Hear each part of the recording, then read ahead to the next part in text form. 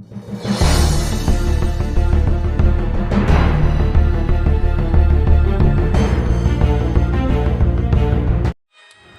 कैसे हैं आप लोग। स्वागत है आपका बेकार बकवास और एक पकाऊ वीडियो में। तो आज की हमारी वीडियो का टॉपिक है वो आर्शिश इज द स्ट्रॉन्गेस्ट पोकेमोन। क्या आर्शिश सच में पूरे पोकेमोन वर्ल्ड का सबसे पावरफुल पोकेमोन है? तो आओ यार, सोचना बंद करो और वीडियो को शुरू करते हैं बिना किसी को टाइम की। तो सबसे पहली बात करते हैं कि आर्शिश के बाद जो बच्चे कुछ पोकेमोन है जो सबसे पावरफुल पोकेमोन है वो उनकी। तो देखो भाई, आर्शिस को पावरफुल पोकेमॉन्स इसलिए भी कहा जाता है क्योंकि जो आर्शिस के पास जो पोकेमॉन्स को लिया जाता है पावरफुल्स में, उनमें से कोई भी पोकेमॉन आर्शिस के लेवल का नहीं है। जैसे एग्जांपल के तौर पे अगर मैं तुम्हें बोलूँ कि आर्शिस को साइड में रख के बताओ कुछ ऐसे पोकेमॉन जिन्हें हराना लगभग इम्पॉसिबल हो, तो तुम्हारे मन में कुछ ये नाम आते होंगे। मेगारिकोइजा, कंप्लीट साइगर, अल्ट्रोनिकोजोमा, मेगाम्यूजो, एड्रेनामैक्स एड्रेनाइटिस, पाल्किया, डियाल्गा, गिरेटिना और शायद से मेगाम्यूटू। एंड यही तुम्हारे मन में कुछ ऐसे टाइप्स के नाम आते होंगे। एंड तुम्हें यही लगता होगा क्या इनमें से कुछ यही तो है पोकेमोन की one of the most powerful Pokemons. और पर ऐसा नहीं है। तो अब मैं तुम्हें बताऊंगा आर्शिस को सबसे पावरफुल पोकेमोन क्यों कहते हैं। सबसे पहली बात करते हैं इन पोकेमोन्स की। तो इसमें से पहले बात करते हैं पाल्किया, गिरेटिना। इनको तो हम लेंगे ही नहीं क्योंकि ये तो पहले से आर्शिस के हाथ का प्रसाद खा चुके हैं। मतलब ये तो पहले से आर्शिस से डिफीट हो चुके हैं। और बाकी के बचे हुए जो पोकेमोन्स हैं उनमें से मेगाम्यूटू को हम लें तो उनमें से जो मेगाम्यूटू है वो तो कभी आर्शिस को नहीं हरा सकता। क्यों नहीं हरा सकता? क्योंकि मेगाम्यूटू तो जेनिसेक्स के अटैक को भी ठीक से नहीं सह पा रहा था। तो जो जेनिसेक्स जैसे पोकेमॉन्स के अटैक को भी ठीक से नहीं सह पाया, वो क्या आर्शिस के अटैक से ठीक कहाँ लड़ पाएगा यार। और बाकी की रही बात मेगारिकोइजा की है, तो मेगारिकोइजा भी आर्शिस को डिफीट नहीं कर सकता।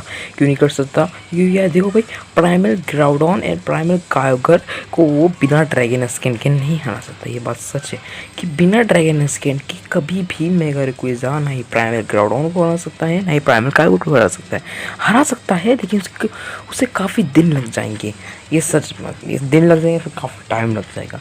लेकिन वहीं पर आर्शिस बिना जजमेंट के भी अपनी ट्रायो के सारे मेंबर्स को इजीली डिफीट कर सकता है। एंड इवन अगर कोई सा कुछ ड्रैगन एस्केंट है उस पर आर्शिस अपनी अल्टीमेट शील्ड भी यूज़ कर सकता है। अब ये तो ठीक थी आर्शिस मेगाम्यूटू की बात। अब बाकी जो बचे हैं कंप्लीट सेकंड मेगारिकोइजा, तो इनमें से हम देखिए तो जो अल्ट्रोनिक्रोसोमा है ये भी आर्शिस को नहीं डिफीट कर सकता। क्योंकि अभी के टाइम पे जितनी पावर अल्ट्रोनिक्रोसोमा की दिखाई गई है उस हिसाब से तो वो कभी भी आर्शिस को डिफीट नहीं कर पाएगा। क्योंकि अभी तक तो उसने कोई अटैक परफॉर्म ही नहीं किया। अब बचा है सिर्फ कंप्लीट ज़ायगार्ड। अब ये भी नहीं डिफीट कर पाएगा। क्यों नहीं डिफीट कर पाएगा? तो देखो, कंप्लीट ज़ायगार्ड का सिग्नेचर मूव क्या है? कोरियन फोर्स है।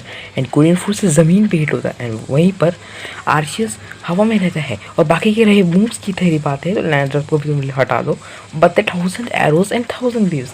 और ये दोनों he moves around dragon type है। तो ये ड्रैगन टाइप मूव्स हैं एंड आर्शियस के पास फीरी टाइप प्लेट है। तो इस हिसाब से आर्शियस ज़ायगार्ड के हर एक अटैक को सह सकता है। और यही नहीं, आर्शियस चाहे तो आइस टाइप का बन के कंप्लीट ज़ायगार्ड एंड मेगारिकोइजा को भी डिफीट कर सकता है। एंड ये इनमें से कुछ फैक्ट्स को देखा जाए तो यहाँ पर आर्शियस को इसलिए लोग पूरे पोकेमॉन वर्ल्ड का one of the most strongest Pokemon कहते हैं। अब बड़ी बात इनको साइड में भी रखा जाए तब एक और पोकेमॉन है जिनका नाम लोगों के मन में बहुत ज़्यादा आता है और लोगों के हिसाब से तो आर्शियस से भी ज़्यादा पावरफुल है। इसका नाम है ह्यूपा अनबाउंड। अब देखो, ह्यूपा अनबाउंड की हम बात करें ना तो ह्यूपा अनबाउंड भी इतना पावरफुल नहीं है क्योंकि ह्यूपा अनबाउंड को रिंग से पावर मिलती है। मतलब रिंग से ही वो पोकेमॉन निकालता है तभी जाके वो इतना कुछ पावरफुल बन जाता है। लेकिन आर्शियस से तो कम ह्यूपा अनबाउंड के इविल एंड डार्क पावर्स को पहले ही हरा चुका है। और आर्शियस को इतना पावरफुल पोकेमॉन इसलिए भी कहा जाता है क्योंकि देखो है आर्शियस के पास सिर्फ टाइप के प्लेट्स हैं एंड हर एक टाइप का प्लेट उसके पास है। ऑलमोस्ट हर एक टाइप का प्लेट है जिसकी वजह से उसे हर एक टाइप से रेजिस्टेंस मिलती है, उसे हर एक टाइप से इम्यूनिटी मिलती है। अब क्योंकि उसे हर एक टाइप से इम्यूनिटी मिलती है तब उसे हराना किसी भी पोकेमॉन के लिए पॉसिबल हो जाता है। एंड इनफैक्ट आज तक आर्शियस कभी भी नहीं हारा किसी भी पोकेमॉन से। आज तक आर्शियस नहीं हारा है। अब देखो, बहुत सारे लोगों तुम्हें यूट्यूब पे मिल जाएंगे जो ये कहेंगे कि आर्शियस इतना पावरफुल पोकेमॉन इसलिए नहीं है क्योंकि आर्टिस्ट का जजमेंट इतना डैमेज नहीं कर पाया। तो सबसे पहली बार जो आर्या का जो जजमेंट था वो उसने तब यूज़ किया था जब उसके पास फुल प्लेट्स नहीं थे। और यही नहीं, जब उसने फुल प्लेट्स हो या ना हो उससे कोई लेना देना नहीं है। जब उसको मतलब फुल प्लेट्स हो, इस फुल प्लेट्स नहीं थे जिसकी वजह से उसका जो डैमेज था जजमेंट का वो कम हो गया। और वो भी यार हर एक बॉल को देखे तो जजमेंट का बॉल डैमेज बहुत ज़्यादा होगा, क्योंकि हर एक जजमेंट के मीटर को देखिए तो यहाँ का डैमेज बहुत ही ज़्यादा हो जाता है। Even it will be more powerful than renaissance. अब बात करते हैं अलग कुछ और थ्योरीज की। तो देखो आर्टिस्ट का पावरफुल पोकेमॉन का जो सबसे ज़्यादा कहने जाने वाला जो पॉइंट है जो मैं बता रहा हूँ वो है कि उसने सबको बनाया है। मतलब देखो हर एक जितनी भी मूवीज बनी है, 2-3 मूवीज बनी है, उनमें कहा गया है कि आर्टिस्ट ने सब कुछ बनाया। मतलब जितने बोमोज ने बनाया है और जो पहाड़ियाँ तुम देखते हो तो वो बनाया, पूरा पोकेमॉन वर्ल्ड ही उसने बनाया है।